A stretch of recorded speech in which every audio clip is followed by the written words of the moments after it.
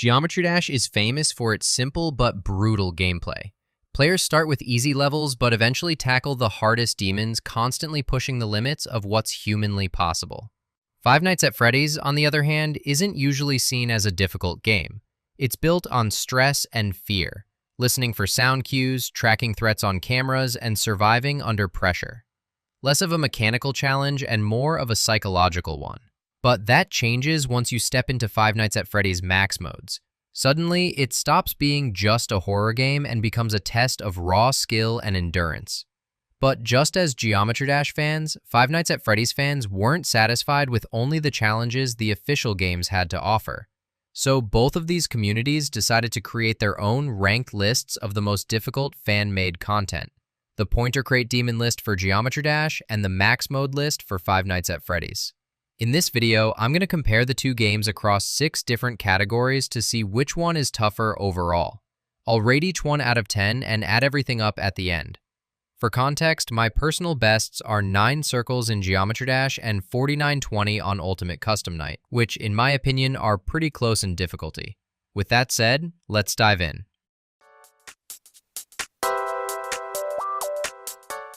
Mechanical skill is all about precision and execution, and here's where the two games differ the most. Geometry Dash is brutally precise. Success depends on mastering exactly when to click, when to hold, and for how long. One single mistake, even a split-second misclick, sends you back to the start, erasing all your progress in an instant. It's a game that punishes the smallest lapse in timing. Five Nights at Freddy's, though, is rarely mechanically difficult in its core games. Most nights are more about strategy and observation than pure input skill. However, some fan games take this to the extreme, adding keyboard-heavy gameplay or requiring precise mouse aiming. In these cases, Five Nights at Freddy's can demand mechanical skill, but even then, it's more forgiving than Geometry Dash, because that's not where Five Nights at Freddy's difficulty mainly comes from. So yeah, when it comes to pure mechanical skill, Geometry Dash is in its own league. I'll give Five Nights at Freddy's an 8.5 out of 10 and Geometry Dash a 10 out of 10.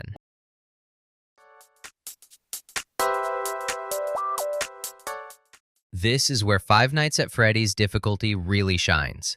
Max modes force you to track multiple threats at once, all with precise timers and patterns.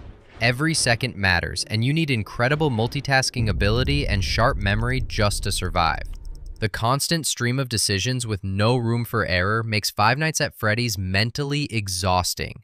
Geometry Dash tests your nerves more than anything else. Staying calm during a long run is tough since one mistake sends you straight back to the beginning.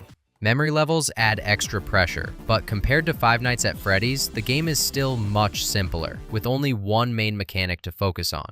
I'll give Five Nights at Freddy's a 10 out of 10 and Geometry Dash a 9 out of 10.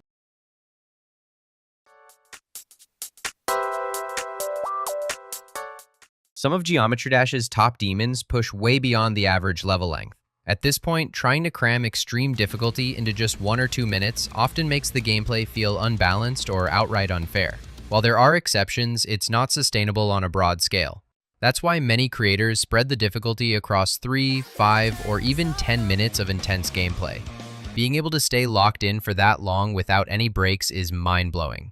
Consistency is just as important. In fact, some levels are designed purely to test whether you can keep performing the same patterns with 0 mistakes over dozens of attempts. Five Nights at Freddy's has a different kind of endurance. Max modes are obviously longer than a Geometry Dash level if you compare them in real time, but there's usually a bit of downtime built into each night, whether it's office stalling or winding a music box. It's not exactly relaxing, but it's still better than nothing. Some fan-made modes even switch things up by being task-based rather than time-based, meaning the length depends entirely on the player's efficiency. Consistency is still vital, since beating max modes requires mastering specific patterns and repeating them with precision. But even so, Geometry Dash requires so much more in sheer endurance and consistency. Five Nights at Freddy's is a 7 out of 10, Geometry Dash is a 9 out of 10.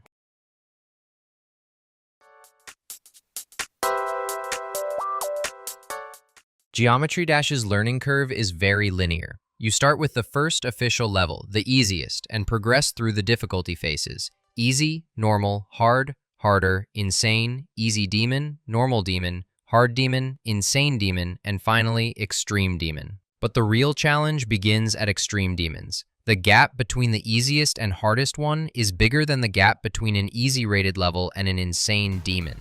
Progressing past that point is tricky, but it's not the worst. Five Nights at Freddy's max modes, on the other hand, don't have a traditional learning curve. You might play through the standard nights first, but the jump to the max modes is massive, especially if the game includes an aggressive animatronics toggle that sometimes add whole new mechanics. Each max mode requires perfecting completely different systems, unlike Geometry Dash, where the core mechanic remains the same. This makes learning each challenge in Five Nights at Freddy's feel like starting a new game entirely. One advantage Five Nights at Freddy players have is community strategies. Guides and techniques made by other people can help you beat certain max modes. Geometry Dash offers no shortcuts. Mastery relies entirely on practice, repetition, and skill. You can't just hop on the Geometry Dash Discord and ask how to beat Tidal Wave. So, the learning curve for Five Nights at Freddy is steeper, but the sheer time investment for Geometry Dash is far larger. Five Nights at Freddy is a 7 out of 10. Geometry Dash is an 8.5 out of 10.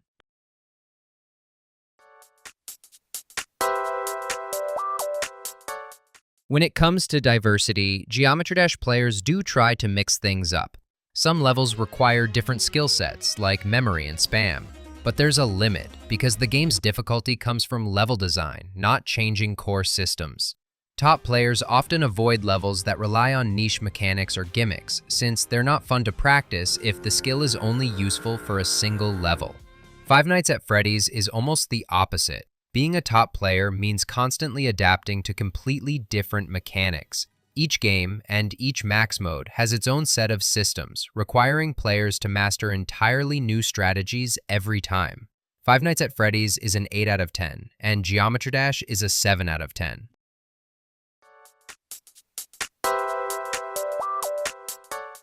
I felt like I had to include this one, even though it's going to be very short. Geometry Dash has virtually no RNG. The closest example might be the key placements in Limbo, but even that leans more on memory than luck. But Five Nights at Freddy can be heavily RNG driven. In fact, the max mode lists are split because luck plays such a huge role. Relying on RNG to increase difficulty often feels cheap, making the game unfair or frustrating. That's why I focused on the main list for this video. It tones down the randomness, letting skill take center stage. I'll give Five Nights at Freddy a 3 out of 10 and Geometry Dash a 0.5 out of 10.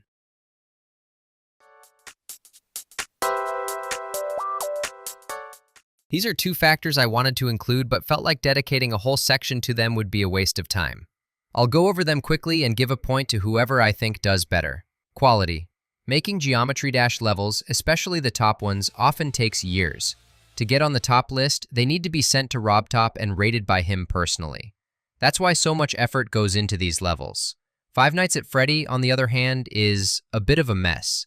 Don't get me wrong, there are some amazing games on the list, but most of them are just... Like, look at this. There's no rating system, so everything is accepted as long as it's verified. Easy point for Geometry Dash. Visual complexity. Both games can be overwhelming visually, but also underwhelming at times. If we're talking absolute max overstimulation, Five Nights at Freddy takes the cake. Crazy camera setups, cluttered UIs, and multiple things happening at once.